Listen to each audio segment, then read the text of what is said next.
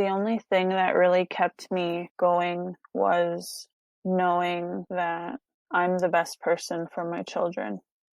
Everything that I've ever done was only for them. They're the only reason that I'm in recovery. At first, they were.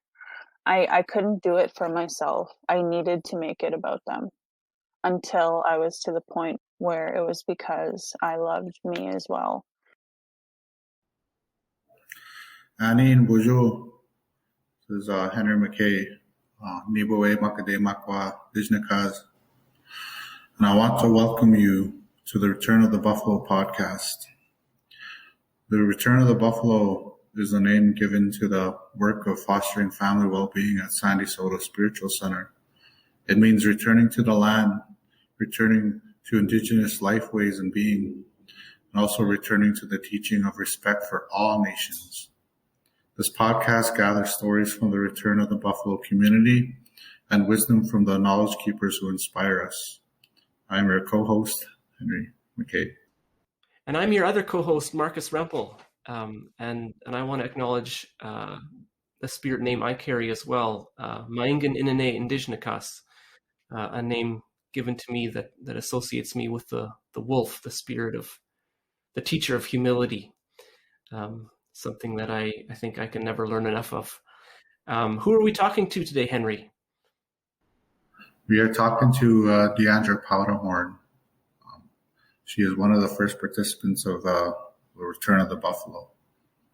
Yeah, before it was even called Return of the Buffalo. And really, really powerful story. Not an easy story to listen to, but so powerful knowing that, she's someone who's overturned a permanent apprehension order, has both her kids back in her full custody today. She's just a fun mom, an amazing mom, and also a really deep soul kind of a person, and shares that with her kids too. Yes. Her story is very inspirational, and the resiliency and strength that she holds is very, very powerful. And, if anything, she is a beacon of hope. Mm-hmm. Yep.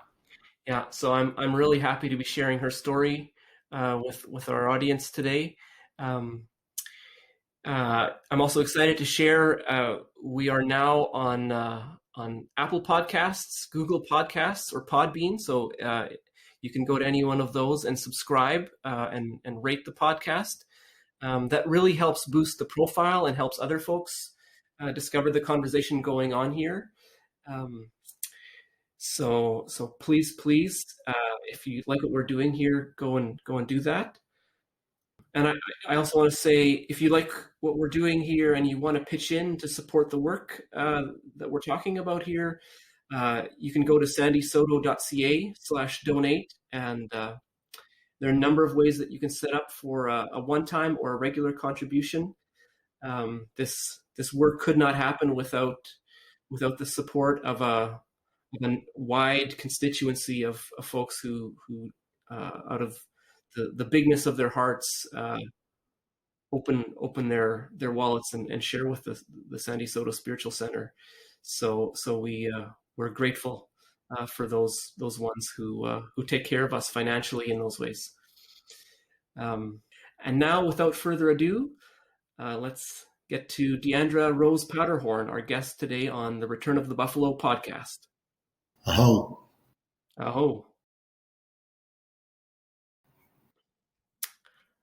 It's awesome to see you, Diandra. I'm excited to introduce you to my friend and colleague Henry here. Hi. I don't know if you got a chance to listen to the interview I did with Henry last week and a bit of his story. I did. Cool, yeah, and I'm really excited to hear about your story. And so, just thanks very much for coming on the Return of the Buffalo podcast. We have a script we have some questions. We'll kind of take turns back and forth.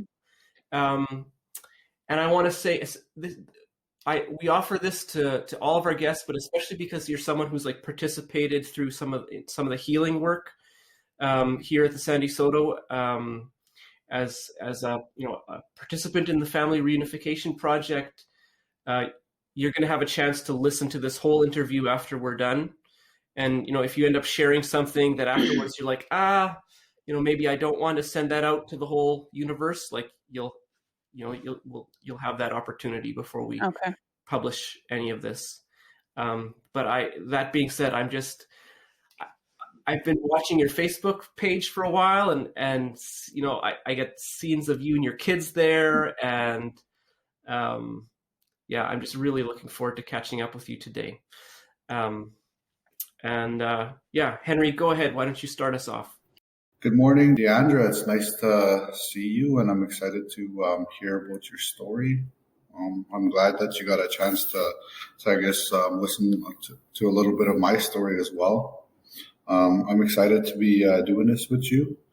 We'll get started here. So you were Sayisi Dene, and a lot of people don't know the story of your people. It is, I would say, one of the most tragic stories of dispossession and displacement of Indigenous people in Canada, particularly Manitoba. And that didn't happen long ago as well. So how has your family been touched by this tragedy, and how has it shaped your story as yourself? Well, it's everything, really. It's the reason I'm a third-generation alcoholic, and my need to self-medicate with substance abuse. In 1956, a biologist went to Duck Lake and saw that there were slain caribou on the shoreline, and to him it was a crisis, and it was animal cruelty, and he took a photo, and he took that photo to the media, and once that photo was published, that was the push that started the domino effect that led to the downfall of my people.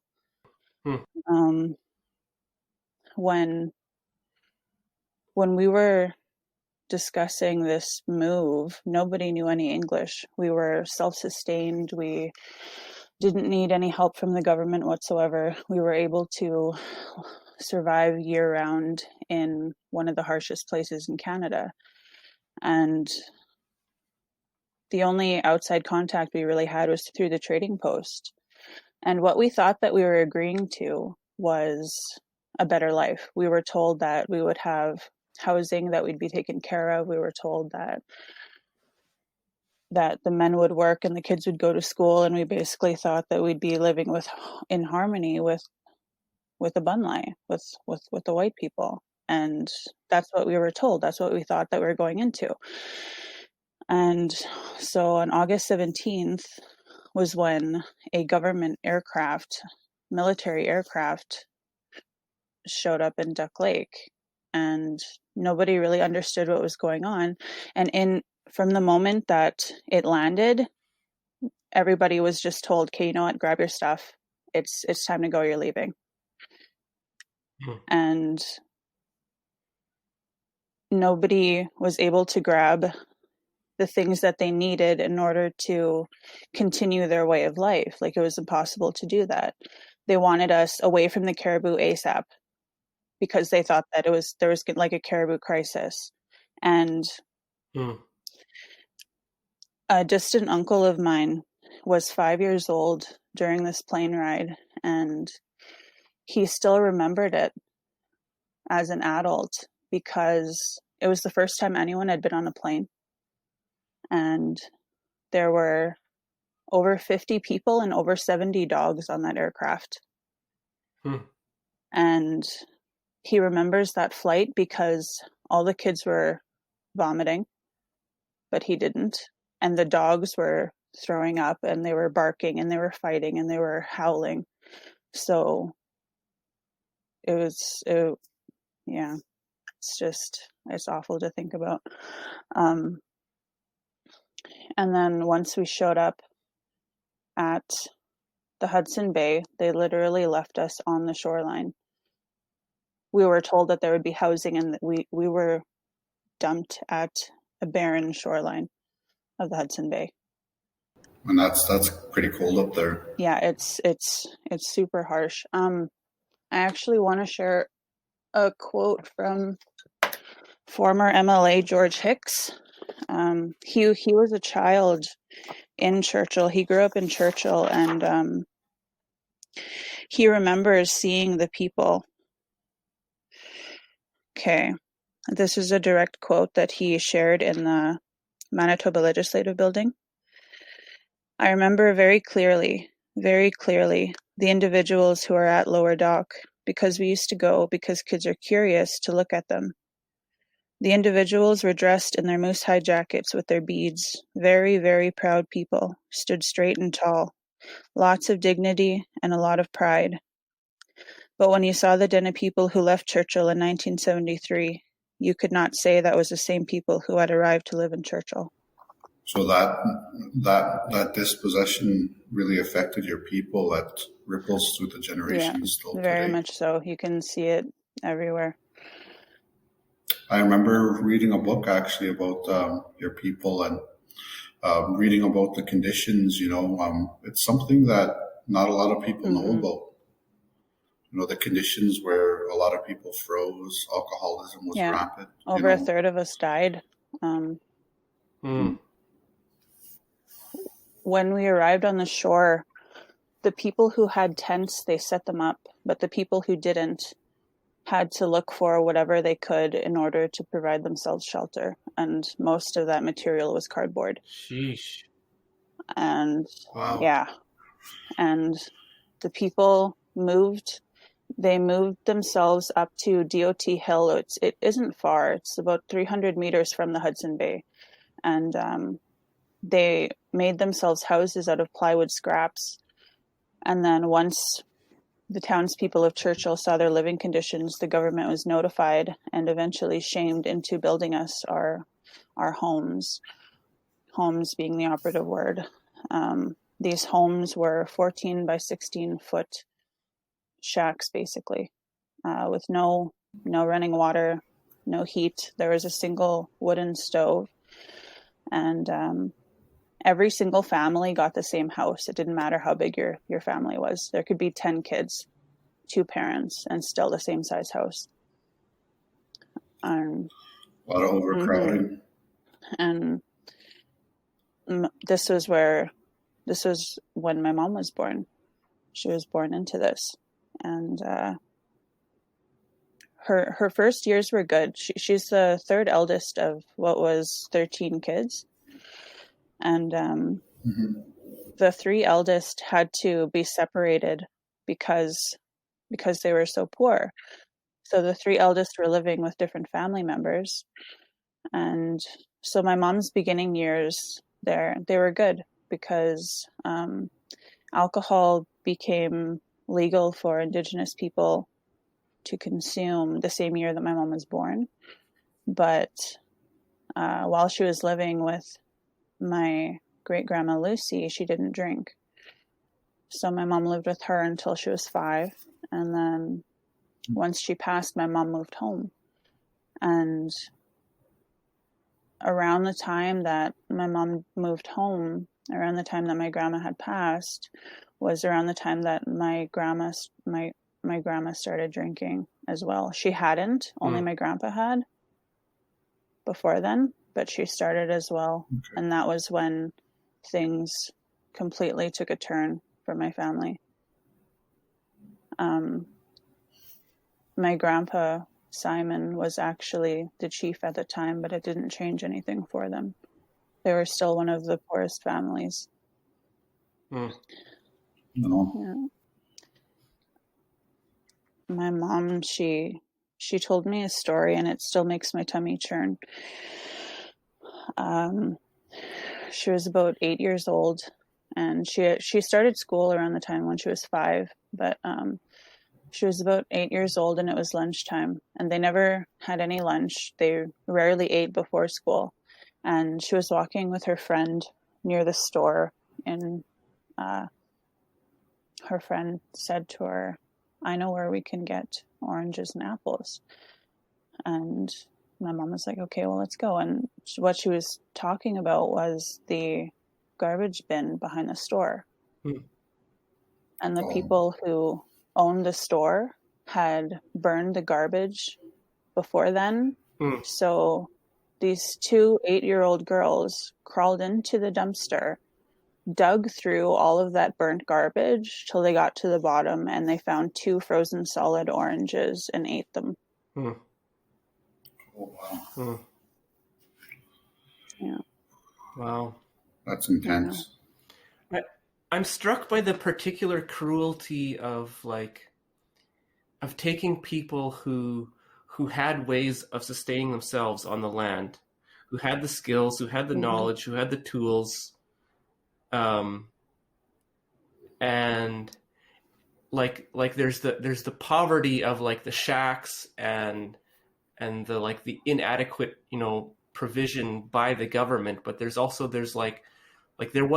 were people that like knew how to take care of themselves. Like they didn't need any of that. And to make people poor and dependent at the same time, and then to leave them so utterly bereft that their kids are sifting through the garbage to eat. It's just inhumane. When do you come along? Like, where is your family when you're born, Diandra? Well,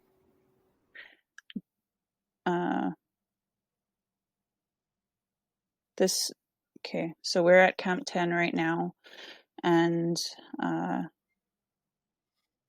so my mom and her family, well, my mom and her sisters were going to school, and when the people started moving away from Dene Village, my grandpa wanted his daughters to continue their schooling. So he had arranged with Indian Affairs for his daughters to go into foster care so that they could go to school while my grandpa moved to South Knife with my grandma. My grandpa had a vision for his daughters, and he knew that the time that they were living in was a man's world, but he also knew that the world that his daughters would grow to see would be a woman's world, and women would lead, and women would work, and women would rise again like they had before contact. So he wanted them prepared for that. And as a result of my grandpa's wisdom, my mom went to school, and she later became the director of education in Dooley Lake. My Aunt Gladys, she was the second woman to be chief in Sayisi Dene's history.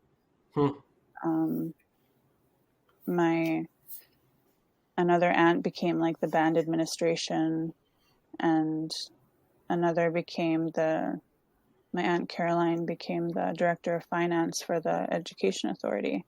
So these women who started out as one of the poorest families in Dene Village, their resilience got them to the point where they made huge impacts on the community that we ended up rebuilding for ourselves. So Dooley Lake is mostly, or is all survivors from that Sayisi Dene, or is it? I know it's Dene, but is it all Sayisi Dene? All Sayisi Dene. Okay, yeah. And is that where you grew up then? Yes. 1973 was when the people went. Well, they finally got the okay to go and look for their land that they would rebuild on, and that was where I grew up. I moved a lot in my really early years, and I moved there when I was about 4, and that was when my mom started working for the Education Authority. And when we moved back, things were okay. I don't really have a lot of memories from when I was really, really young. I do know that my dad was drinking a lot, and my mom was too, but I never seen anything of my mom. And they try to keep it away from the home as much as they could. But I remember being afraid of drunk people for a really long time because I saw what it could do to them. Like, you could see it in the community, and hearing stories. Growing up in Tuduli, it was a lot different from where I moved from. I had moved from Regina, and I was about 4, I think. And that was actually where I experienced racism for the first time. In Regina? At the age of 4, because I was in daycare, and I was one of 2 Indigenous kids there. And I remember that was the only person who would play with us. We would only play with each other. And I remember the looks that I would get from the other kids. And I was literally a tiny child. Yeah. Yeah, Regina's a pretty racist place for sure. But when I think I want to backtrack because I have some stuff here about my mom and more about her growing up. When my mom had started school, what is now a safe haven for kids who have problems at home was just another hell for them because of the racism that they experienced. And they were bullied for the way that they were dressed, because when the parents were drinking, nobody took care of the kids. The kids were dirty, their clothes were torn, they were either too big or too small. They didn't wash up in the mornings because there are stories of like the kids waking up in the morning to a completely cold house because there's nothing in the wood stove to keep it warm, and the little basin that they would wash up in would actually have ice floating in it. And the kids, they would play outside all day, come home, sleep in those clothes, and then leave the next day and go to school like that.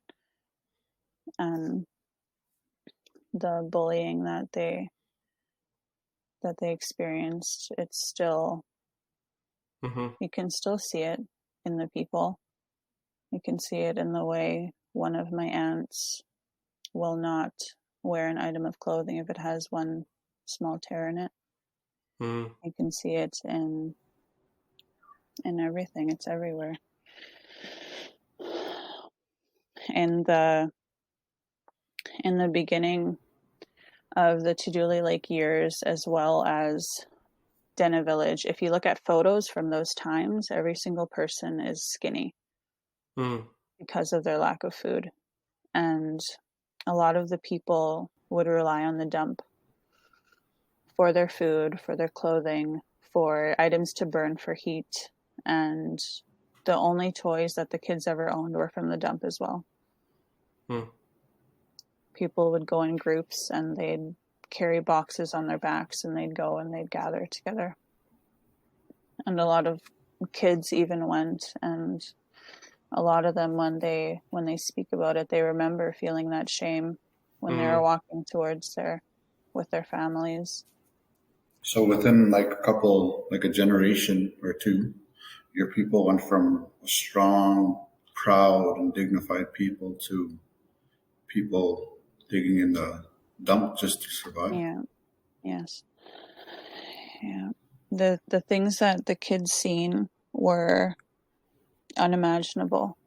They learned to hate Family Allowance Day as well as Welfare Day because those were the days that the people got money, the adults got money, and they would leave, and they would always come back with beer and wine.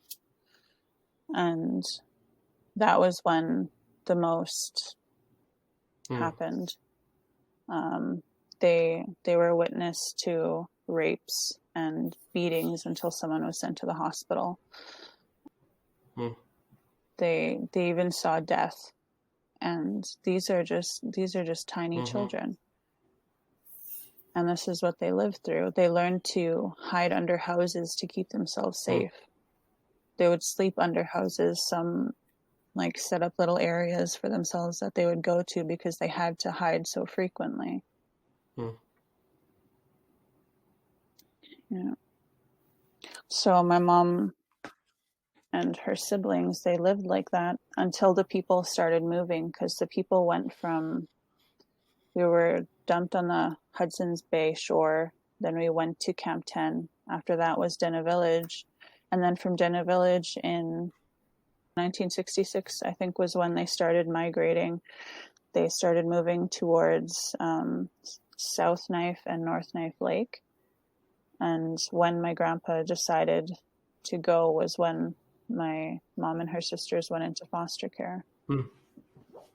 But throughout all of that, my mom and her sisters, the resiliency that they have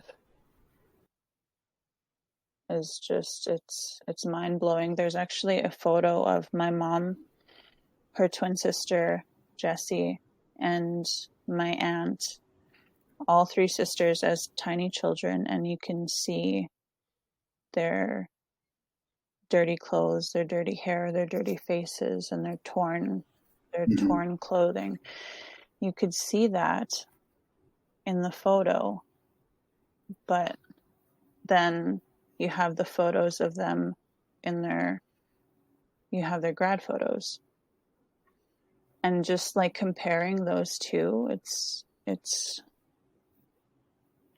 really powerful. So I come from a long line of strong women and resilient women, and I believe that that's how I was able to get through everything that I have so far. Yeah, you talk about how the trauma has been passed down from generation to generation. But a lot of people don't understand that there's also that resiliency that is passed down. You know, that's a beautiful thing. You know, it really helps our generation. You know, and then it could pass down to our children, and I still have hope that things will get better for our people. You know, Indigenous people in Canada. Because of this resiliency that we all have in our spirit, from prior generations. Yeah, so I would like to honor that, that resiliency that's passed down as well. Exactly. Yeah, what you have survived is incredible. The intergenerational trauma, it's still like, there are people who didn't resort to substance abuse, but even those people, they use success or being busy as a means to silence the noise. And there's so many different outlets that you see, and I grew up seeing the substance abuse, and when it was introduced to me, it was normal. It was just the way things were. And growing up as a kid, I think I was about 8 or so, I started seeing more of it. And because of the trauma that everybody went through, and like my grandma, my mom's mom, she had been to residential school. So you have that.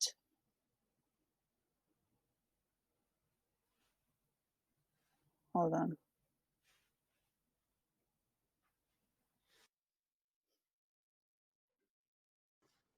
Okay, she came in again.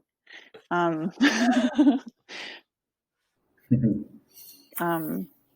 was I? Oh yeah. No, close the door. Close the door. Go and close the door. Close the door. She comes in and closes the door behind her. She's smart. Yeah, Okay. she is. When mom points, she's like, Yeah. okay. Yeah. She's funny. I really love how you are with your kids, Diandra. I know we're in the midst of like talking about some really heavy stuff, Yeah. but it's nice in the middle of it to just like be reminded of like how you are with your kids. And yeah, It's funny. So my mom's mom, my granny Rubina, she went to residential school before any of this ever happened, before the relocation. So you have that on top of it. And my grandma, she wasn't a woman of many words. And if you hugged her and you got a hug back, it was like, oh my God, she hugged me. Or like, if you told her, I love you, then it was, she would nod her head and she would say, Khe, and that means like, okay. And that was Granny, and that was how we knew her. But everybody understood why. That was because of all of everything that she had survived, everything that she had went through. But I think that plays a huge role in my childhood, because me growing up, I think I was about 8, and I was emotionally neglected at home. I had everything that I needed when it came to material things. I had clothes, I had food. I never went without the things that my mom went without, in that sense. I've never experienced hunger. I've never known what it's like to have nothing. But the emotional neglect was there, and it was awful, and I held a lot of resentment for a really long time because of it. And because I wasn't getting the right attention, I would work at getting the wrong attention, because attention is still attention. And I started running away, and I would sneak out in the middle of the night, and I would get into trouble, and kids would break into places and steal, and kids would vandalize, and a lot of times I was right there with them. And I would get in trouble and I would get grounded, but all of those times that I was stuck at home, it would still just be me in my room. And I remember, I think I was about 11, and I was sitting on the couch watching TV, and my dad was sitting on the couch opposite me, and he looked at me, and I had a blonde streak in my hair, and he said, look at your hair looks nice. And I had to turn to him, and I told him, Dad, I did that a year ago. And you could see the look of disappointment in himself once I said that. And so a lot of it was like that. I was either out or I was at home in my room. That was my life, and my friends became my family. And my friends were where I got that love and that affection from. Yeah. While I was out was where I started with substances, because I struggled with my mental health at a really young age, but I didn't know what was wrong. I didn't have the language, I didn't have the knowledge to understand what was going on with me. I just knew that I was sad all the time, and I started self-mutilating. I would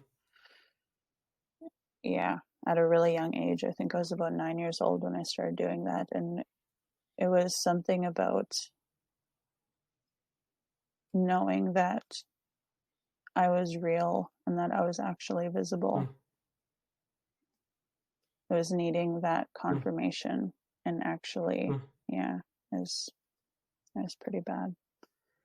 And then I turned to substances at the age of 11. It started with weed, and then it gradually went up, and it turned into alcohol by the time I was 12. And then when I was 13 was when I had moved to Winnipeg with my mom. My parents separated, and I moved to Winnipeg, and there's a mixture of culture shock and emotional neglect because my mom was going through her own thing, and it was as if we coexisted in the same house. We never really spoke. And I now had access to all of the drugs. Right. Just everything. And I took advantage of that, and I started using heavy drugs at a very young age as well. And I would be out all night because I was with one of my best friends who had also moved to the city. And he was older and trustworthy, so it was okay for me to be gone all hours of the night with him. And I was going to raves when I was like 15, and I would come home and I would still be messed up, and yeah, it was hard, and I stayed that way for a really long time. And finally, around once I became an adult, once I was 18, it got to the point where I had completely disconnected myself from people. I used to be the social and outgoing person when I was younger and when I had first moved to the city. And because of my addiction, I had started losing friends, or I just didn't want to be around anybody. And it got to the point where I was at home all the time in my room and just getting high. And I think that might be where my anxiety kind of started, because I spent so much time just by myself and not really engaging with people. And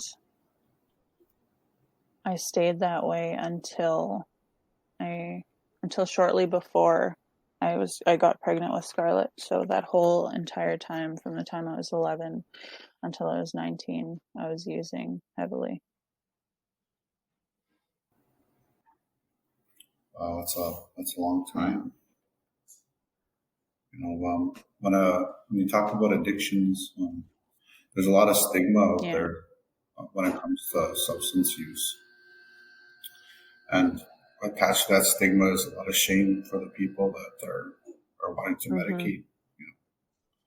A lot of people don't know that, substance abuse can be, traced back to trauma or, early childhood development. When a lot of people are shamed for that. It occurs to me, you live with your mom now. Is that right? Yeah. Yeah. So I'm curious, like, how much do you and your mom talk about those days now with each other? We don't. But we do talk now. And things are okay. and we've grown closer, even more so in the pandemic, because everybody's home, and Yeah. we just spend a lot of time together. So things have improved immensely in that area. I feel like it's because we've both worked through a lot of the things that we'd gone through, because I used to hold resentment towards her for the way that things were when I was a kid, but once I started working on myself and understanding why I am the way that I am, that was when I started to understand her more as well. And that was when that empathy really came in, and that compassion and understanding, like she did the best that she could with what she had, with what she knew. And it's not easy raising children when you have the whole world on your shoulders. Yeah. Well, that's really powerful. And it's interesting to just like to think about, like, that can be a stage of the healing too, where you get to a place of that kind of quiet respect and understanding of each other, but like maybe someday you'll have, maybe you'll be able to talk about that really painful history that's between you. But I think that's not uncommon, that like, just because there's so much, like there's still so much trauma there for both of you in that past, that it's like, there can be a time of just like respecting that, and kind of laying that to the side, and starting afresh, without digging through all the stuff with each other, right? And I think that's good for people to hear. It's good for people to hear that that's possible. So you're 19 and you're still heavily using substances like drugs. How old were you when you had your first child? Did you have children? Yes, I have two. I stopped when I was 18, and I was 19 when I had Scarlett. So in that time, I didn't even understand that I was an addict. With all of those years of experience, I never thought of myself that way. And I didn't understand. So I wasn't able to do what I needed in the time that I was pregnant to really reflect or anything. And my pregnancy was really traumatic as well, because of her father and our volatile relationship. And so it was really traumatic. And then we were separated during that time, and then once she was born, about a month into it, we had gotten back together, and I think she was about 18 months when I started drinking again. Yeah. I would do it. I would drink at night when she was asleep, and she never saw me drunk, or she never saw her dad drunk, and that was our way of justifying it, I guess. And we didn't drink too much, and we didn't fight or any of that. So in our minds, we were okay.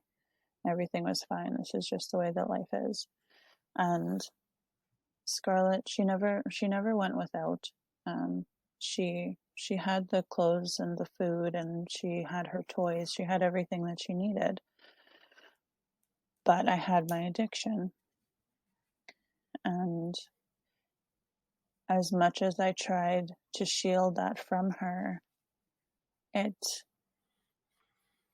eventually led to her being apprehended and put into foster care.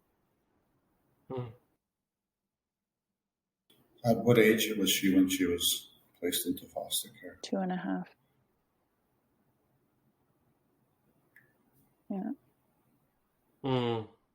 And when talk about that as a trauma. Her being taken. When it happened,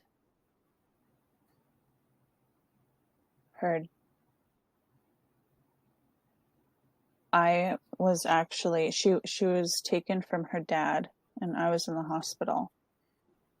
And so after that, I went home to just an empty house. And all of her toys that she had been playing with, I didn't touch them. I left them where she left them. And I remember the silence the most, and the sound of a quiet room with a ticking clock. It's still traumatizing. That's what I remember the most from the first couple days after Scarlett was apprehended. And I spent all day. So like if you're in a room today and it's just quiet, and there's a ticking clock, like that's a trauma, like it just comes rushing back still today. So immediately after she was apprehended, I had made an appointment for an intake at Pritchard House, and that appointment was a month away. So in that month, all I did was drink. That was it. I would wake up in the morning, and the only way that I would get out of bed was to go to the vendor to get alcohol, come back home, drink, cry, scream, go back to bed, and then start the same thing the next day. It was the only way that I would eat, and the only way that I would sleep was if I was drunk. And I feel like it's during this time that the energy in my home really changed, because afterward, and even after I started my recovery, if you walked into my home, you could feel it. You could feel that emptiness, and it was like the negative energy. It was thick, and it was just dark. It was really bad. But 2 weeks after Scarlett was apprehended, her dad was actually arrested in our home at gunpoint. And so then I was really alone. I was completely by myself in a 2-story home that I once shared with the 2 loves of my life, and then I was alone. And I waited those 2 weeks for my intake appointment, but then I went there with the mindset of, okay, I really want this help. I really need this help. I'm going to be completely honest about everything. I'm going to just tell them so I can really get the help that I need.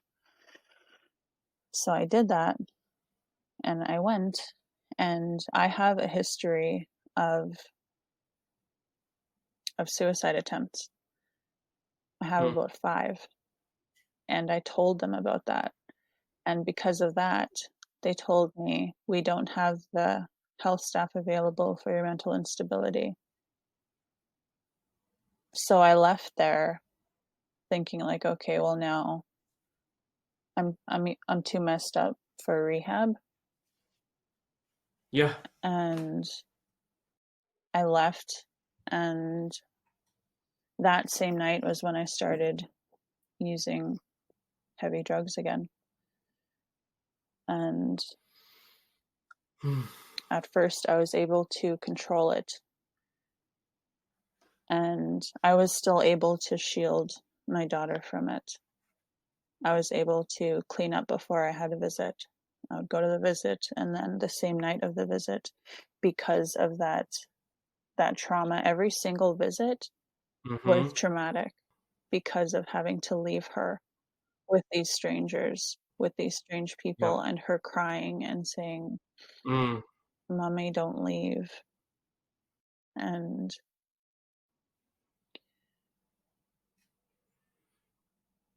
every time that I had left, I would leave and I would use again, just to cope with that and just to not feel so empty. And the shame that comes with having your child apprehended is, it's drowning. And that's what keeps a lot of parents in the same cycle, because it is so hard to get out of.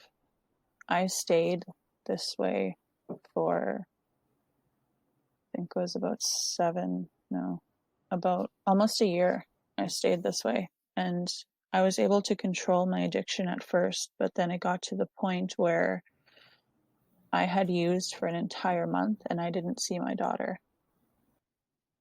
I didn't see my daughter for an entire month. And it got to the point where I had just used, literally just finished a second later, and then I remembered how it felt to hold her. And I cried and I couldn't stop, and I was screaming, and my roommate at the time locked herself in a room because she didn't know what I was going to do. And I was messaging people, and I guess I messaged my mom, and she got scared and ended up calling the police to my house to check on me. And I ended up having to go to the crisis response center. But once I got there, I totally lied to the people who were doing my intake. After that, I went back home. But the next day, that night was when I decided to go to detox for the first time. And it's a pretty lengthy process in order to get in. They make you go there, pick up forms, go to the doctor, have them fill it out, and then go back with all your stuff to be admitted.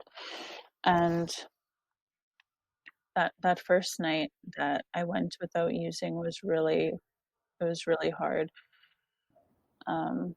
I remember feeling like I wanted to crawl out of my skin, and I felt I couldn't stay still. I would stay still for like a second, and then I'd start moving again. I'd start like rubbing my legs or my arms, and the only way that I was able to make it through those 24 hours was by having cold showers like every 15 minutes. That was the only thing that kept me going. That was the only thing that stopped me from going out and using again. And when I showed up at the detox center with my mom, I almost walked out so many times. And I even had to, because of how I felt, I had to take off my shoes, and I was like walking around the hallway with my shoes off, because I the way that I felt was too much. It was too much. And I finally got in, but when I got in, I slept for like 5 days, because every time that I used, I would be using for 5 days straight without sleep. And so I slept for about 4 days when I first got there. But I completed it. I completed the 10 days. But the same day I got out, I drank. because I was like, okay, well, at least it's not the other stuff. And again, justified it that way. And I relapsed 2 more times after that. And the last time that I had relapsed with hard drugs, I ended up in the hospital. And the look on my sister's face, both of my sisters, when they came to see me, the look in their eyes is what has kept me away from that drug. I could tell that my oldest sister, when she looked at me, I could tell that she wanted to cry, but she wouldn't cry in front of me.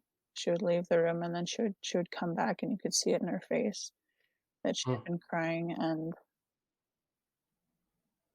my other sister said that I looked lifeless. I could hardly even lift my own head, and I could hardly even lift my own arms, and I was skinny, and I was like, you looked in my eyes and there wasn't anything there. There was no spirit, there was just nothing. And remembering the way that they looked at me and remembering the pain in their eyes is what's kept me away. Yeah, that kind of reminds me of something I heard a while back about how when we self-medicate with substances and these drugs, it's kind of like we're distancing ourselves from spirit. You know, our disconnection to our spirit is even greater. And like that's what it sounds like, is that what you described, you know, there was no spirit, you were lifeless. Mm-hmm. It's pretty powerful.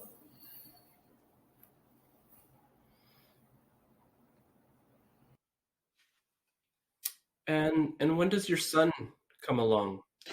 After that incident, I drank again, but I started slowing down around December, and it went from every day to being every 2 weeks. And it was weird because it was kind of like I knew, because I ended up getting pregnant in December. And then because I had gotten back with Scarlett's dad after my time in the hospital, and he was using the same thing, but we never did it together. So I don't know, together we were trying to stay away from it, and it worked. But in January was when I found out that I was pregnant, and that was when I knew for sure that, okay, like, I'm done. I'm not going back to alcohol. I'm not going back to using, and I really need to find whatever tiny sliver of strength that I have, and I need to go off of that. So I did, and I went into rehab for the first time that March. I wasn't able to complete it though. I was in my first months of my pregnancy, and it was really taking a toll on me. And I ended up catching the flu, and I wasn't able to make it to classes, so I wasn't able to complete that time. But in June, I went back. I went to AFM, and I completed that. And after that, I went into Villa Rosa, hoping that being there would help me keep my son when he was born, because everybody was saying, like, you know what, they're probably going to take him. And I was thinking, okay, like, you know what, I need to do everything that I can right now in order Mm-hmm. to prevent that from happening. So I did. My entire pregnancy was spent going to programs, going to meetings, and going to all of my visits, and being in close contact with my doctor for my mental health. And I was doing all of these things, and I was so drained, but I didn't stop because I wanted my baby. And then 2 weeks before he was born, I had gone to court, and my worker said to me, you know what, you've been working really hard, and I think you deserve a chance. Mm-hmm. And then the day that I had my son, he wasn't even 12 hours old, and they came in and they told me, we're taking him tomorrow. Mm. And After all the work you'd put in. mm-hmm. And I started crying immediately, and my mom was with me, and she was upset also. And my son ended up having jaundice, and they can't apprehend a child until you're discharged from the hospital. So I got 5 days with my son. And I really wish I was able to enjoy them, but the anxiety that I felt that entire time of, will they be coming today? Will they be coming right now? Will they walk in the door? And it really affected my time with him. And when it was time for us to be discharged, they told me that he would be going with his grandma, where Scarlett was, his paternal grandma. So I got a hold of her, and I asked her, will you be the one to take him from me? And she said, okay. And I said, I don't want them to touch him. So she did. And I'm really grateful for her for that. And so my kids were fortunate in that my son spent all of his time in care with family, and my daughter spent the majority of her time in care with family. Yeah. And how old was your son when you came to the retreat at Sandy-Saulteaux? He was 1.5. He was almost 2. Okay. After my son was apprehended, I wanted to use so badly. Like that urge, it was just that urge was never so strong as it was there. But instead of giving into it, I decided that I wanted to go back into rehab, the first rehab that I attempted to go to in March. I wanted to go back there, and I did. It was Tamarack Recovery Center, and I went there, I completed it, and I feel like that's where most of my knowledge came from. That's where most of my real changes happened. Because they're so informative, and I'm a very logical person, and they speak about the brain science when it comes to addiction and what causes, like, if 2 people are from the same family and they experience the same things, why one becomes an addict and one doesn't. So it's all these different things that they teach you about. They teach you about trauma, complex trauma, and all the different, they're really informative. And it felt like after knowing all of these things, then, like, how can you go back after learning everything? They gave you a language to name your experience and make sense of it. Yeah. Do you remember, were they following a particular approach that has a name, like different kinds of healing approaches have, different kinds of names. DBT, Okay. Dialectical Behavioural Therapy. Okay. Yeah. Yeah. Yeah. So that was a big turnaround for you. Yes. Yeah, and I continued on that path, and I started medication after I had my son because I didn't want to start while I was pregnant with him. But I started once he was born, and I was in rehab, and I was doing my parenting programs, and I did everything that they wanted me to do. I had everything completed, and still it took 3 more years for my kids to be returned to my care. Mm-hmm.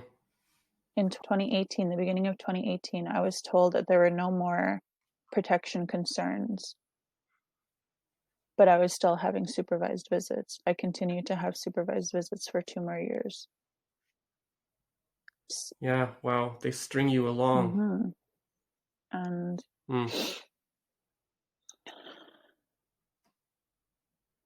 it was hard. It was extremely hard. And then on top of that, it was like I was running in place. It was like I was getting nowhere with these people.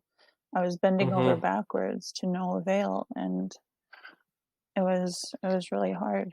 And then I had my own traumas that I was going through still, even at the time when I was bettering myself and I had been in the best place that I had been. There was still things that had happened to me that really shifted everything. And that was around the time that I went to Sandy-Saulteaux.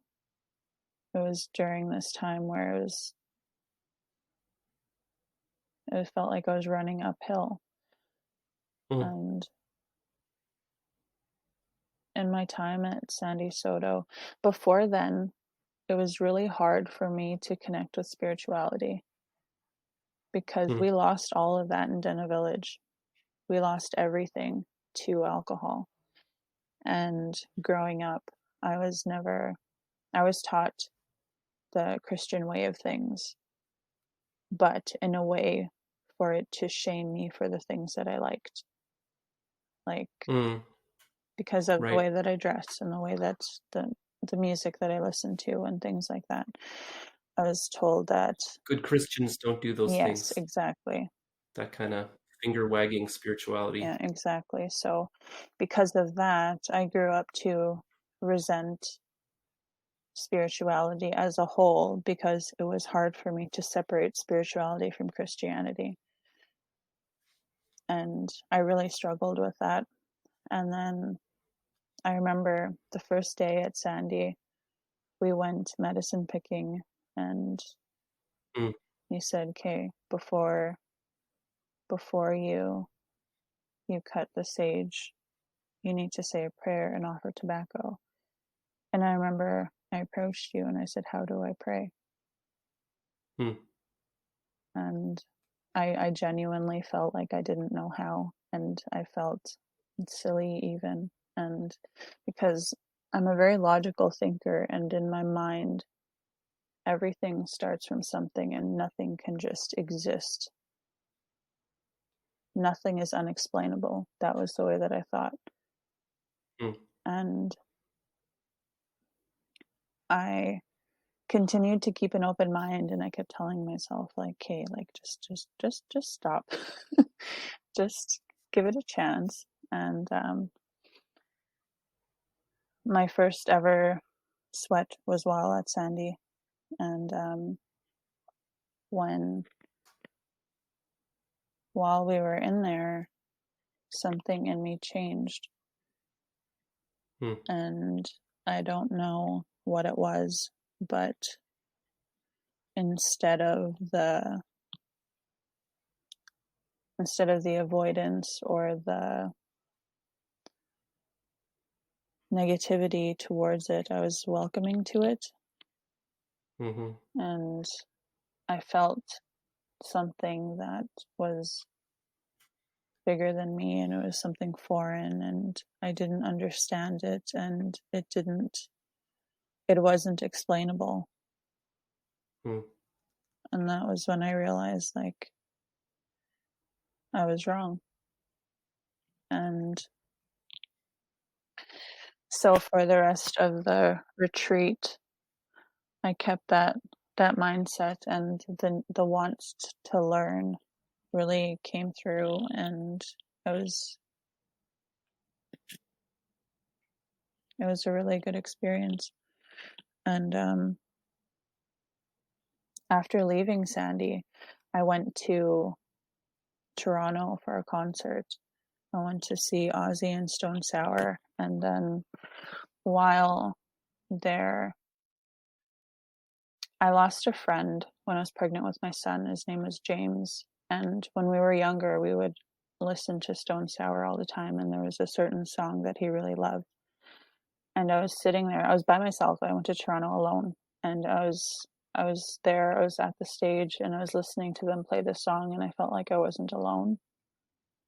And I felt like he was there with me, and that was really when everything really changed. It was like the confirmation that I needed, that there are things that can't be explained. Hmm. Yeah. So that connection, that being able to connect to spirit, that song and the memory of your friend, and the possibility that he was there in spirit with you, that's very impactful. Yes. So you managed to overturn a permanent apprehension and get back custody, full custody of both your children. So, like, take us through the process of overturning that. After I left Sandy, within, I don't know, a few months, I had actually relapsed for a couple months, and I went back into recovery that January, and I told the agency everything. And shortly after that was when we started talking about reunification,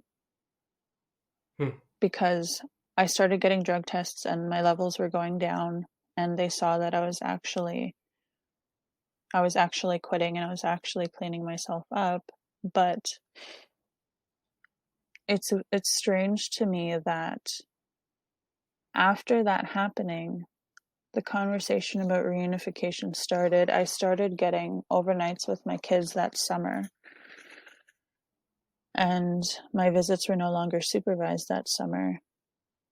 And it feels as if they wanted to break me before building me back up again, because they strung me along for so long, and I had almost 2 years of clean time, and I was still getting nowhere with them. But then after the relapse, and after I didn't go back to rehab, and still we started this conversation about reunification.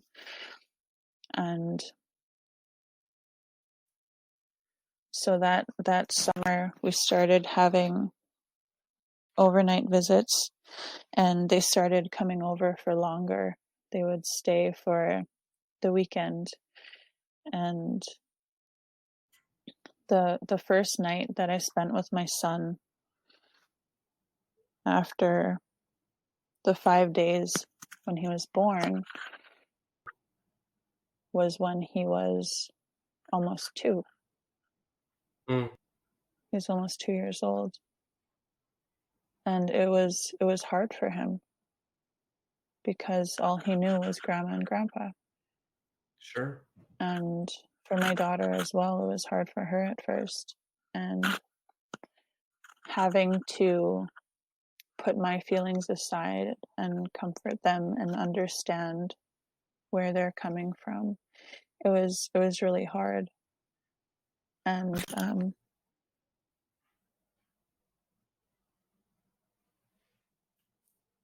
so we started the process of the reunification, we started getting more time together, and it got to the point where it was like every other day that they were coming over.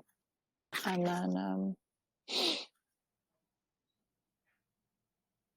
they finally decided that in December was when I would be able to have my daughter come and live with me. They wanted my son to come home first, but that didn't feel right because my son grew up with his grandparents. It was hard for him the first night that he stayed with me, and he was supposed to come home that August, and this happened in July. Our first night together was in July, and they wanted him home in August. And I said, no, like that's going to be traumatic for him.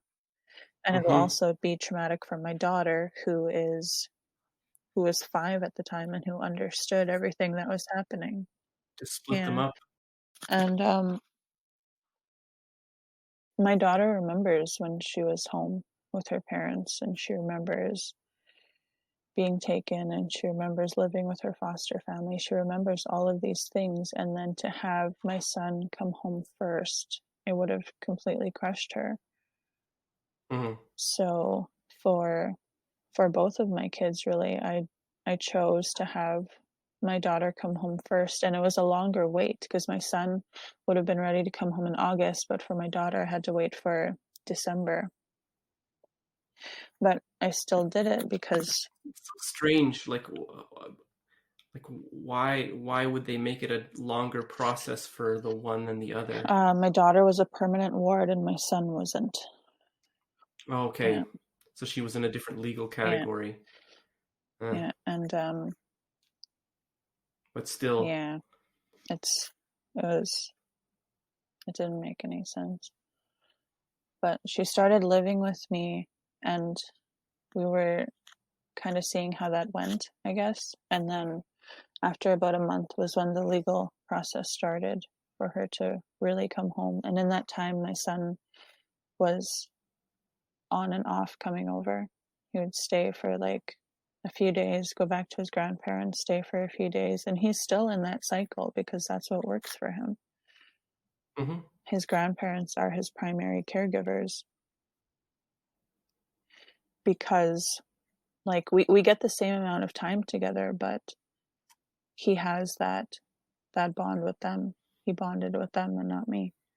For a long time, for almost 2 years, I only saw both of my kids for 4 hours a week. And in that time, I felt like I was a babysitter.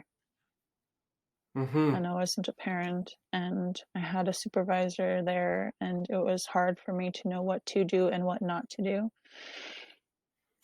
Because in the past, when I had been completely myself and I was parenting my kids, I had gotten kind of like a finger in my face from social workers about the things that I was doing. And it wasn't anything wrong. I've learned now. One of the times my daughter was crying for her dad and saying, I miss dad. And I cried with her and I said, you know what, me too. And we were sharing a moment, but after, a social worker approached me and she said, no, you need to keep it together in front of your daughter. If your daughter is sad, then you don't that was what she said to me.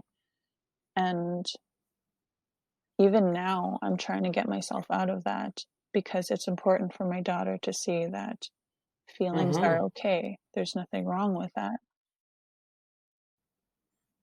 And for my son, when he was first apprehended, I would get 3 hours a week with him. 1 hour was just me and him.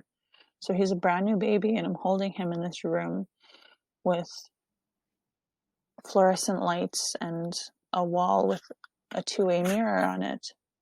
And I'm just sitting there with my baby, and then I would touch his face and like his hair and stuff. And then after my visit, the same social worker approached me and she said, why were you touching his face?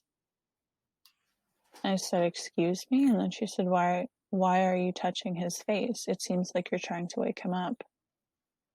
Oh, goodness. Yeah. Yeah. Yeah. And it stays with you. And for a really long time, I really doubted myself, and I second guessed myself a lot because of these things. I'm just struck, like, that's such a, I don't know, like, I think about, there's colonial power takes so many different shapes and forms, right? Mm-hmm. There's like, it's one kind of power move to like throw a bunch of people in the back of an airplane and drop them off somewhere, so it's kind of a brute force colonial move, right? But then there's also, this like,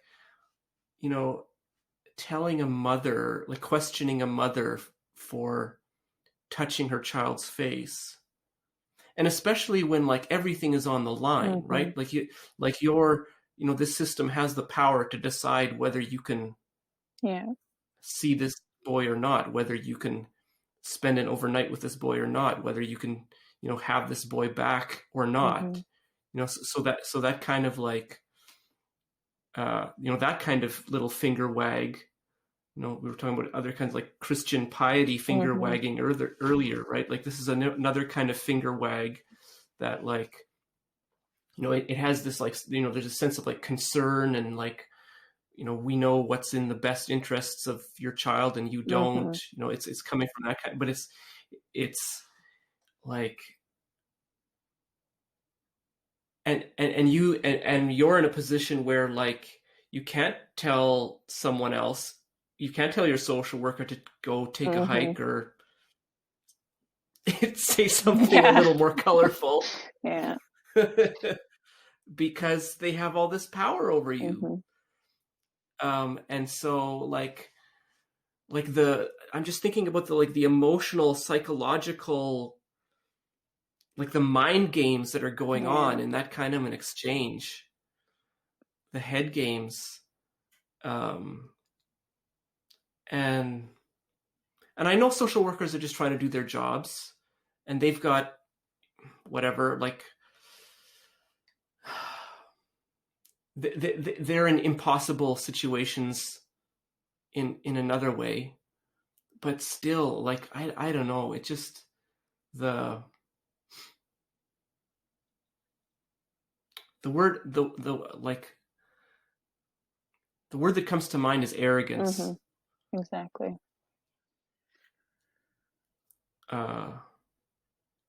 There's no humility there. Mm-hmm. No empathy, no compassion. And their case files are case files. Yeah. And I don't think they start out wanting to treat people that way. But there's a kind of systemic evil that takes over the, that sucks the humanity out of the interaction. Huh. Jump in here, Henry. Where do we want to go from here? So yeah, like we have all these compounding things going on, this dynamic of, intergenerational trauma, the trauma of losing your children, the trauma of, having these visits in this place and not being able to build that connection and a relationship to your children.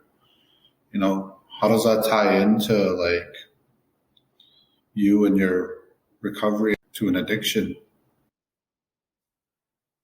Everything that I've ever done was only for them. They're the only reason that I'm in recovery. At first, they were. I couldn't do it for myself. I needed to make it about them until I was to the point where I could make it about me too, where it was because I loved me as well. Because I really didn't for a really long time. And working with the system only made that greater. because you're already dealing with the shame of your child not being with you, and then you have these people who are judging every single thing you do, every move you make, everything you say, and they will twist and turn these things against you. And they will make the smallest thing that you do into this huge thing that could impact your child or yourself or your future. And it's horrible. And also, like, you know, I worked on the other side, being behind that mirror. Yeah. I don't know if you knew, but there was more likely one or two people in there taking notes. And after a couple of times, I couldn't do it. It's so, like, it just feels evil, you know, having to. It almost felt like you're sitting there judging that person, trying to build this connection and relationship to their child, knowing that you know they only have a few hours with them. Yeah. And then for someone to come in there and question you touching your son's face, you know, that's horrible. It's very important that you're telling this story.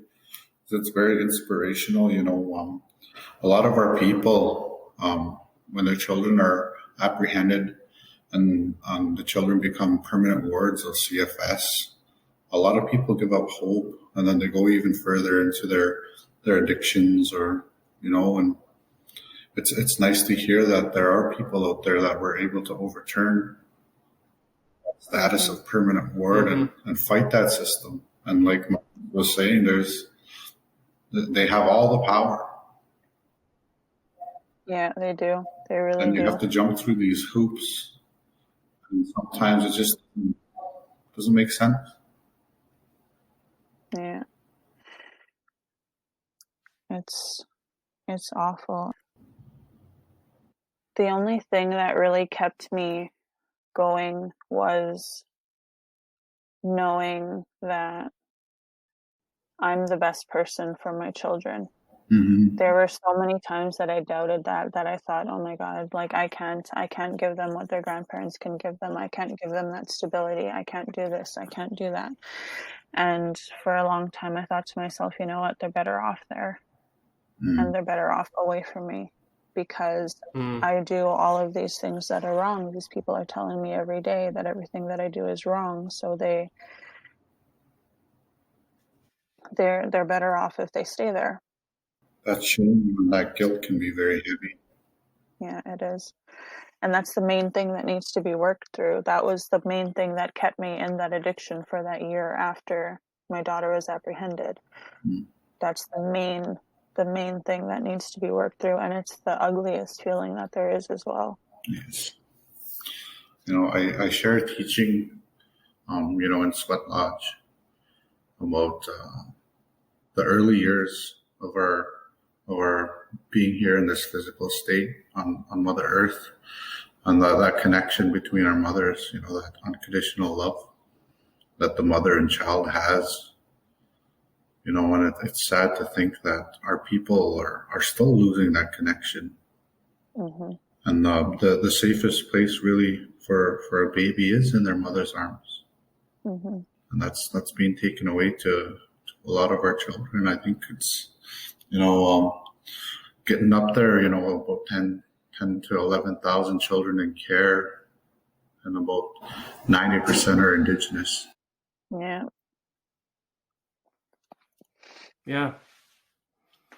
Yeah, way overrepresented. And it's probably, my sense is it's worse in Manitoba than just about anywhere in terms of the disproportionate representation of Indigenous kids in care. So after, you know, sharing a little bit of that story and the process of overturning that permanent ward status, is there anything that you'd want to say to any moms or dads out there that who are in the process of getting their kids back? Is there anything that you'd want to say to them? not to give up hope, even if it's the smallest glimmer. You need to hold on to that and not let it go, no matter what. You need to build off of that one tiny glimmer. And no matter how much you think that your kids are better off, they're not. They need you. And they love you, and they think about you every single day. And you are their person. And fight until you have nothing left. And if they knock you down and you fall, then crawl till you get there. Because those are your babies, and they need you. Wow. That's beautiful. Thanks. I've been feeling the heaviness of this conversation. And I think I'd expected a little bit, like I've gotten some hints and pictures here and there along the way of like the amazing way in which like Diandra has turned things around in her life and for her kids, and like the happiness that she has with her kids, you know, the goofy, silly posts that I see on her Facebook post all the time of like, you know, just fun, crazy stuff she's doing with her kids, the goofy little, you know, games that her kids get into, and just the delight of a mother with her children. And I think I was looking forward to kind of basking in that a little bit, and just realizing like you can't get to the happy ending of the story without going through the story. And so it is a celebration, but it's a celebration of like coming through, you know, something really hard. Yeah. One of the things I noticed that you posted on Facebook a while ago was about losing your cousin CJ, a local musician. And one of the things that really struck me was you talked on Facebook a little bit about how your experience of grief was different having your children with you than other experiences of grief you've had when your kids have not been there. So yeah, just talk about that and about like how your children have been grounding for you and keep you healthy through the tough things that still, you know, come into your life.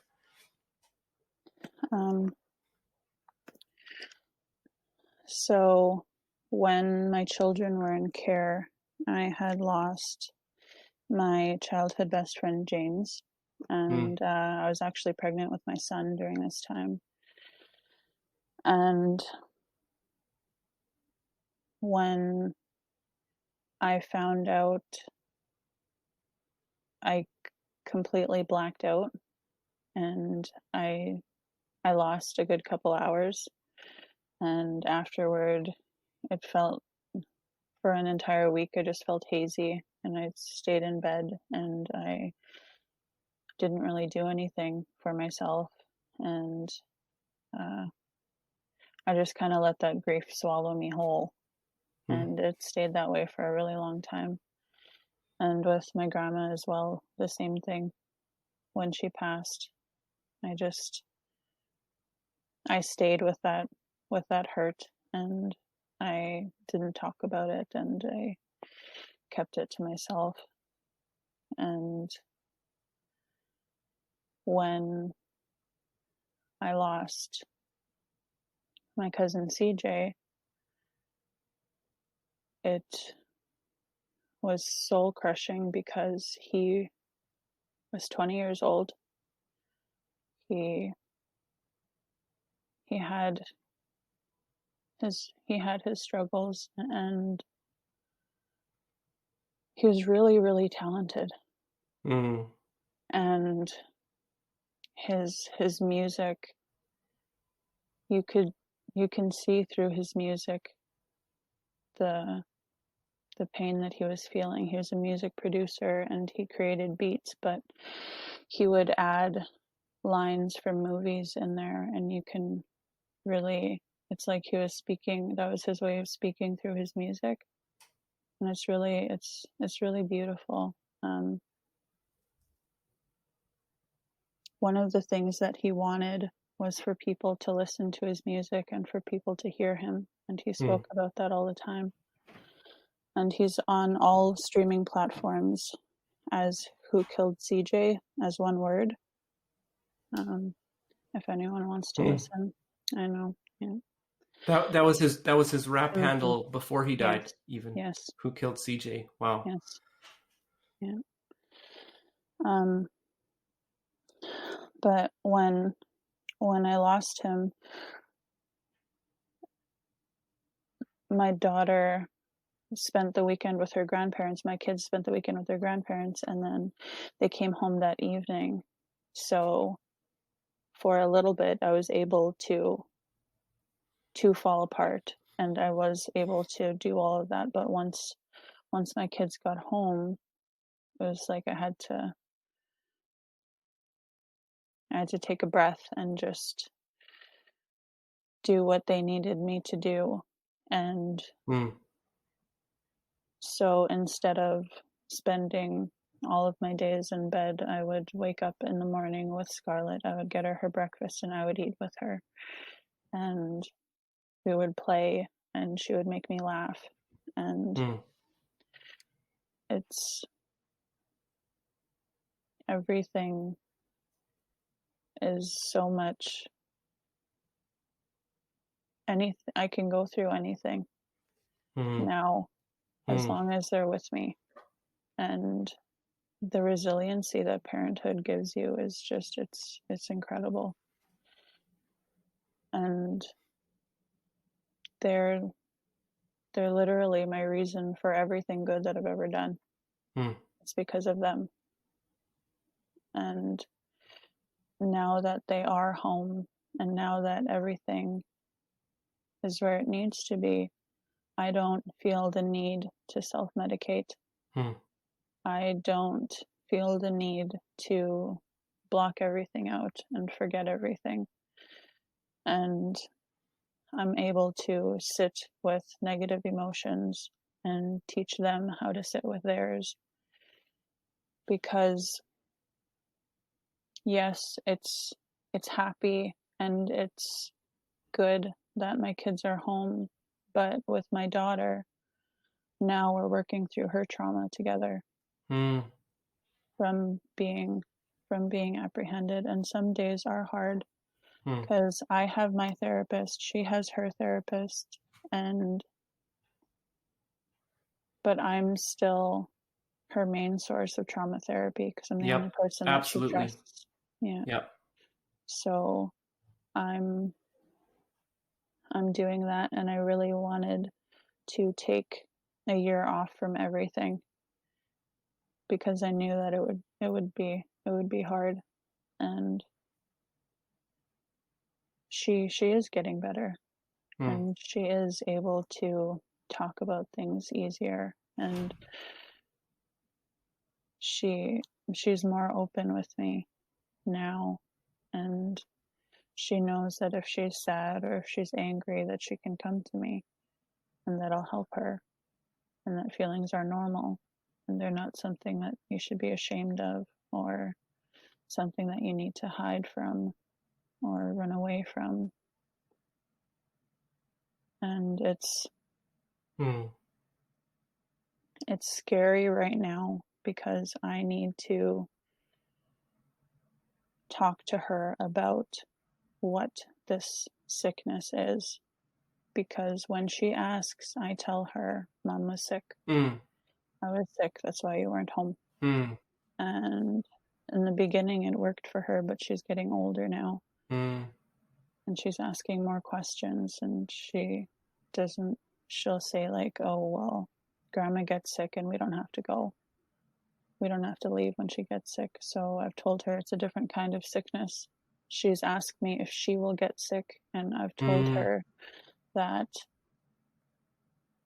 it's possible because I was sick and because her dad was sick, but I tell her that me and Dad didn't have anybody. We didn't have anybody to talk to. We didn't have anybody to tell us these things, and we were alone. But you're not. And you will never be alone, and you have me, and I will help you.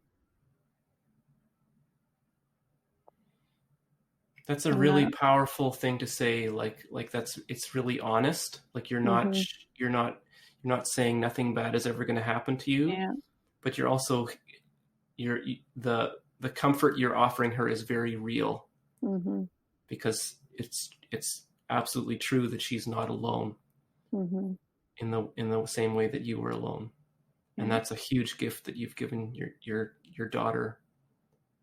You're an amazing mom, Diandra. I just want to say that on the record. I've said it before, but I'm saying it on the record. You're an amazing mom. Thank you. And it's been a real honor to, just share a slice of your journey.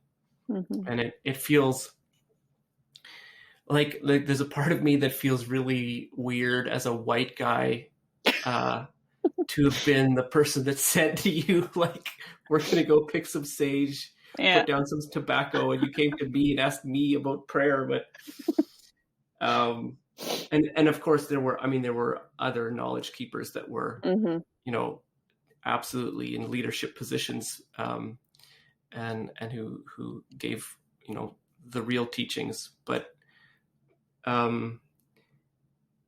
it does give me some, like the Sandy-Saulteaux Spiritual Centre, it's a place of living out the apology of the United Church of Canada for dismissing, disrespecting Indigenous spiritual ways. And, Murray Sinclair talks about like reconciliation. Like if you've taken something away, you have to give it back. And I feel deeply humbled and grateful that there was like some small way in which I, carrying the legacy of my people, could be part of giving something back, some opening of a door that, that some of my ancestors tried to slam shut as hard as they could. So I'm really grateful for the way you've shared with us today. I think your story is going to be really powerful and really inspiring to a lot of our listeners. I think Henry wanted to ask one more thing. Yeah, so you're a poet. Just wanted to see if you'd be able to share what are you writing about these days, and if there's anything that you'd want to share with us and the people that will be listening to this podcast. I'm actually working on a 2-series book. The first one will be a look into my mom's childhood, her family, their upbringing, and about how they overcame it. And the second one will be about how it all affected me, and being the child of a Dene village survivor. And so there's that. I have kind of like a pre-poem here. I don't really want to share the actual poem, but okay. This was written on the anniversary of the day that my son was apprehended. That day is always really hard for me, but this is what I wrote just to kind of get myself through it. My heart is beating so hard I can see it through my chest. My breathing has slowed. My eyes well up with tears every few minutes. I'm beginning to feel foggy. I don't want to feel this anymore. Yes, I do. I want to feel this. Even if it doesn't currently feel as though I'll ever feel cheerful again, I know that I will. My subconscious believes I'm still in the hospital waiting for my son to be ripped from my arms only hours after birthing him. It's been 3 years and my body still believes it's there. I'm not, though. Not anymore. I am home, in my bed. My son is with his grandparents just because he wants to be. He can come home tomorrow if he wanted. I don't have social workers anymore. Both of my children are in my custody. I did it. They're home. You did it, Diandra. They're both home now. They're safe. I don't really know how to get myself through this, so I'm just going to keep writing until I feel better. If that doesn't happen, I'll just keep writing until I'm too tired to write anymore. Inhale misery. Exhale poetry. Exhale poetry. Okay. I actually have that tattooed on my wrists. Inhale misery, exhale poetry. Oh. Wow, thank you for sharing that. Yeah.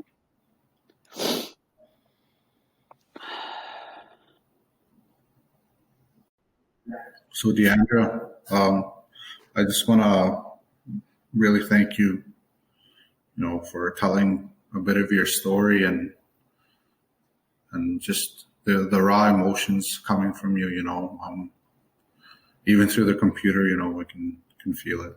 Mm-hmm. Thank you for taking the time to be here with us today.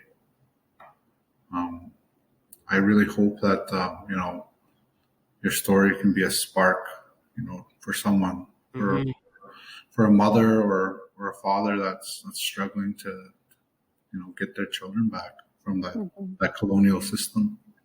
Yeah. You have anything you wanted to add, Marcus?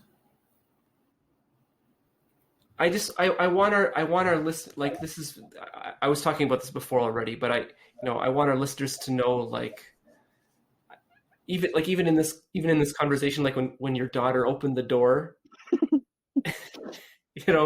like I think what impresses me so much about you, Diandra, is like you carry the full weight, with full consciousness of this misery, that's gone, that's shot through your life, through your family's lives, and you can cry, but you can also laugh, and you're just I want people to know, like, how fun of a person you are, and that and it's, you're so fun with your kids, and it does my heart good to see, like, that's another therapy you're doing with your kids. Like, you're talking about, you're working with them how to carry heavy things, but you're also like, I just see the delight and the joy and the fun and the silliness that you share, and it just makes me happy every time I get a glimpse of that, and I'm so happy that Sandy-Saulteaux could be a small part of, your journey to taking back what's yours, in that relationship as a mother with her children. And thank you very, very much for the sacred gift of sharing your story with us today. You're welcome. Thank you both for having me and for giving me a platform to share my story and to talk about my people and my kids and my journey with bringing them home. Okay, miigwech. Which? How do you say it in Dene? Masi. Masi. Yes. Okay, take care. Thanks, you too. Bye.